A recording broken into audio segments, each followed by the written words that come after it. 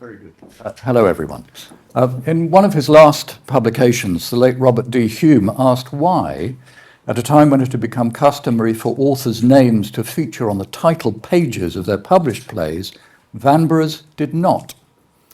Hume's essay is entitled The Strange Anonymity of John Vanbrugh, and Hume explores two possible answers. One, in his apology, Colley Cibber writes that Vanbrugh, quote, gave one of his plays to the company that performed it, that is, in one interpretation, yielded to them the rights to publish it. Two, his eye on more permanent monuments to fame already, Vanbrugh thought little of his own plays, resisting association with the shoddy fabric of a 1 and 6 quarto book. But that resistance was, of course, futile. People evidently knew that Vanbrugh wrote plays, not least those who in 1701 brought obscenity charges against him for the provoked wife in the wake of the Jeremy Collier controversy.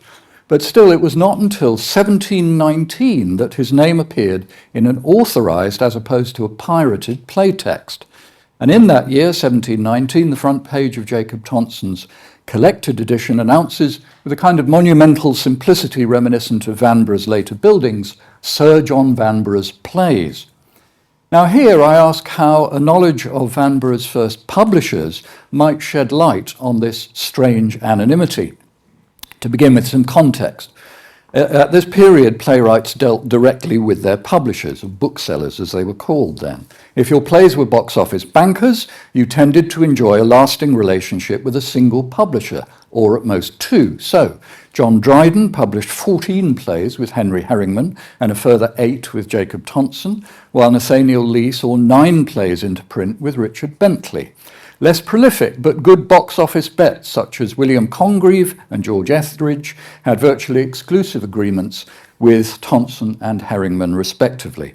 And we can contrast that with the poor case of Aphra Behn, whose rather bumpy theatrical career saw her 18 plays published by 13 different houses.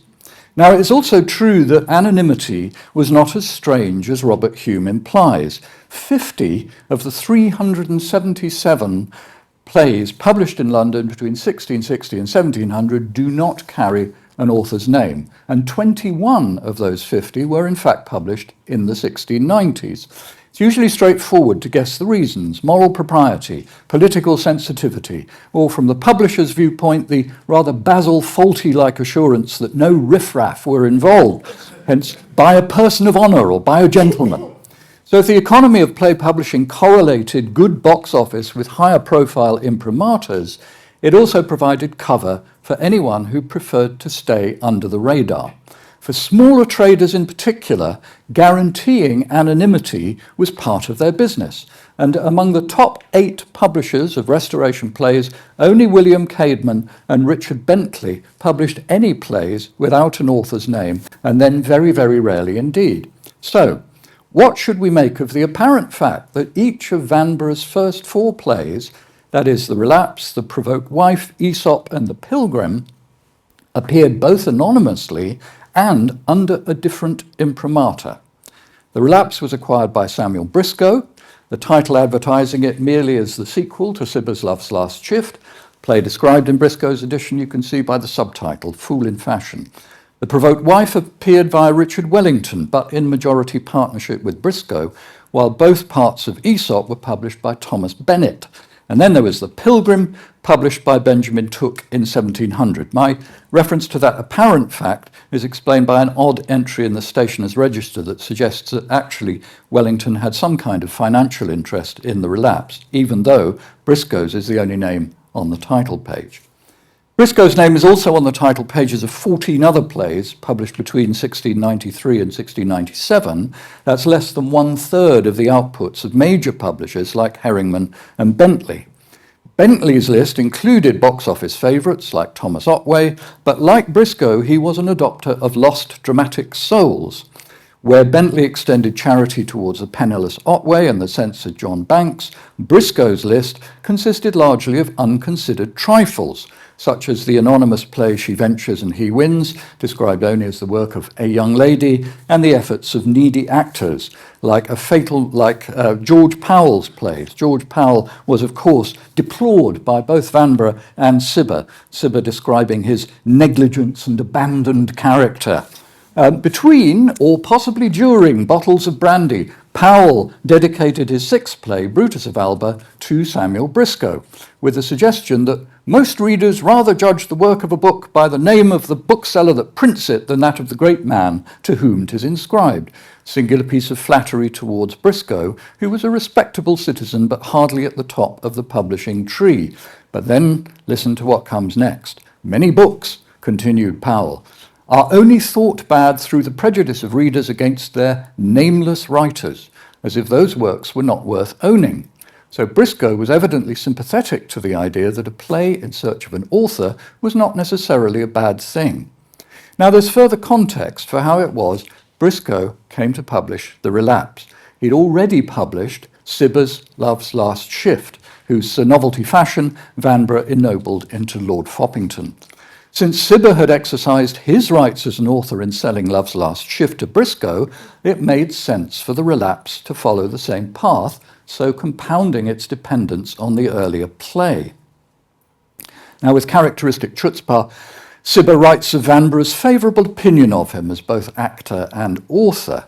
Now, given the level of ridicule that poor Colley has incurred down the centuries, what I'm about to say may sound preposterous, but I think we have to entertain the idea that as a novice playwright, Vanbrugh consulted Cibber about publication.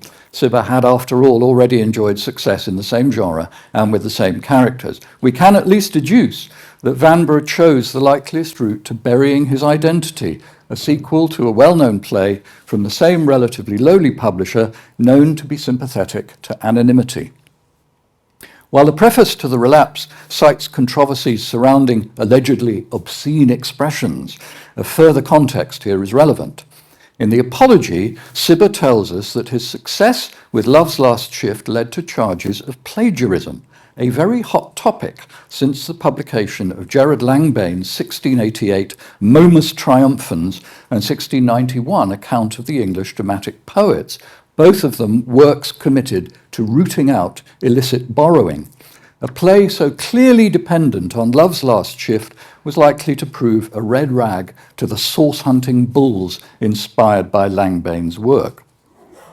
Now, it's Cibber who tells us that The Provoked Wife was, strictly speaking, not Vanbrugh's second play, but his first. He had, at that time, that is when The Relapse was first performed, more than all the scenes that were acting. Cibber wrote, adding that it was Charles Montague, 1st Earl of Halifax, who persuaded a reluctant Vanbrugh to revise the play for performance. This time it went to a rival company. I propose that the wording of Cibber's remarks about the play actually disallow the idea that Vanbrugh transferred the publication rights to the play, to the company. And in fact, what he meant was simply that the play went to another company against the normal conventions. Samuel Briscoe's name features when it came to publishing The Provoked Wife, a decision consistent with the idea that Vanbrugh chose the most obvious option in the wake of Love's Last Shift and The Relapse. This time it was not Briscoe alone, for Briscoe was now in partnership with Richard Wellington as a way of limiting his financial risk. As far as plays are concerned, now Wellington is an even more shadowy figure than Briscoe.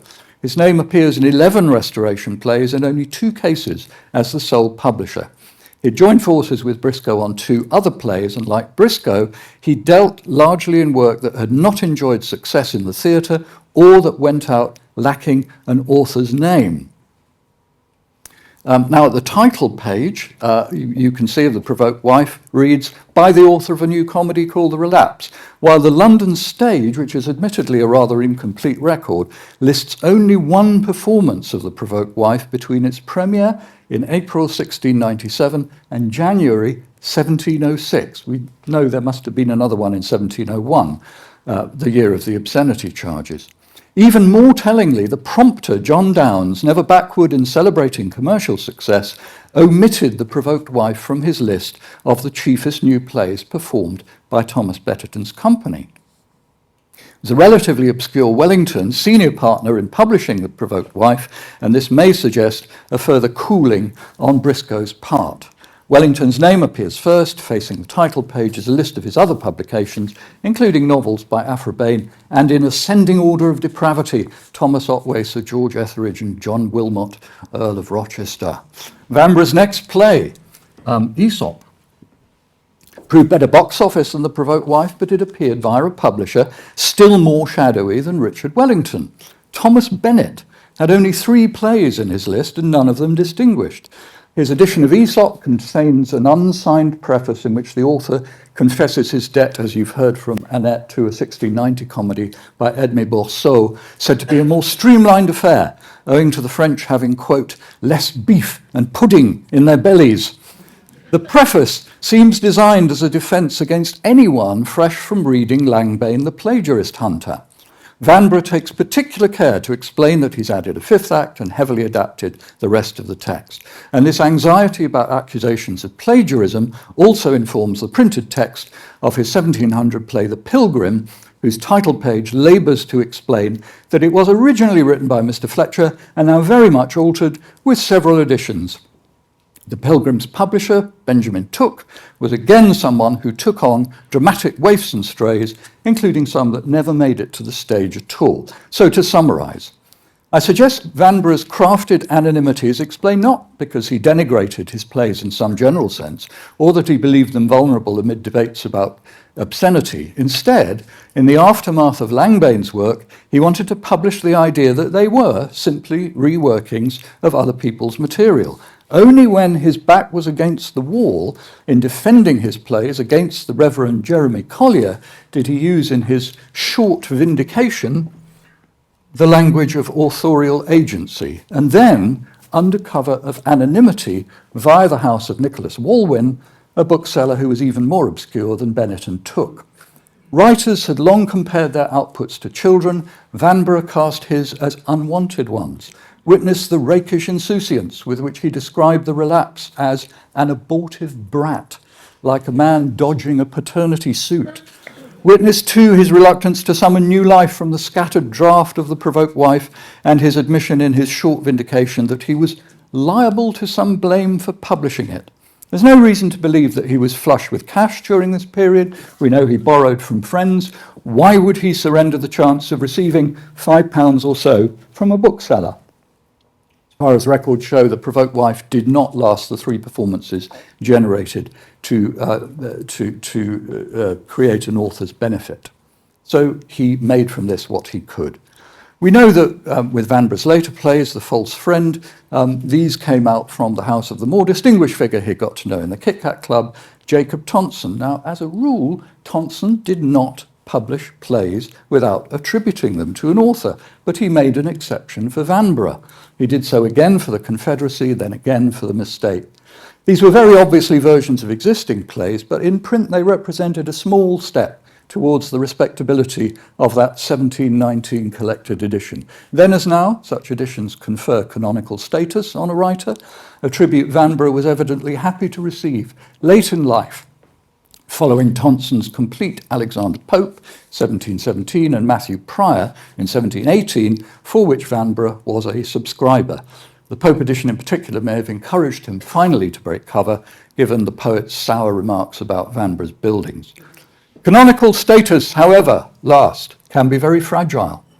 Among the 763 pages of the splendid new Oxford Handbook of Restoration Literature, to which I was proud to contribute, for example, you will find one reference to Vanbrugh, not to The Relapse or The Provoked Wife, as you might expect, but ironically enough, by a perfect act of editorial, prophetic fulfilling, that single reference is to an essay by Robert D. Hume called The Strange Anonymity of John Vanbrugh. Thank you very much.